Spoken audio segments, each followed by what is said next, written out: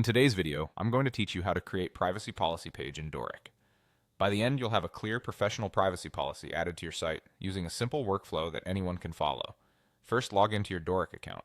From your dashboard, you'll see a list of your sites. Open your project so we can work inside the visual editor. If you have multiple sites, make sure you're in the one you want to update. Inside the editor, scroll to the place where you want the privacy policy to live. This is usually on a dedicated page or at the bottom of a legal page.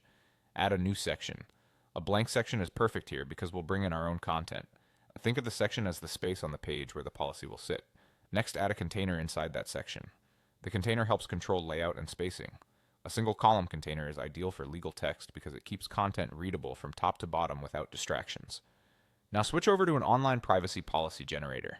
Choose a reputable, free generator and answer the prompts honestly. You'll typically be asked for your website URL, what kinds of data you collect, how you use cookies, whether you use analytics or third-party tools, and how users can contact you. Keep in mind, this is general information for your site. It's not legal advice, but these generators are a helpful starting point for most websites. When the generator finishes, review the draft to make sure it reflects your site and your practices accurately.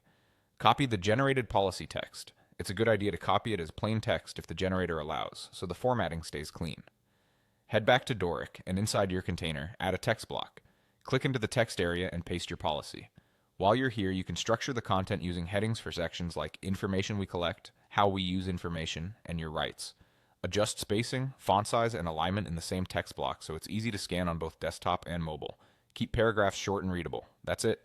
You've logged in, opened your project, added a section, placed a container, generated your privacy policy online, copied it, and pasted it into a Dorik text block. Before you move on, give everything a quick read to confirm it matches your site. If your practices change, revisit the generator and update the text so your policy stays current. You're all set with a clear professional privacy policy on your Dorik site.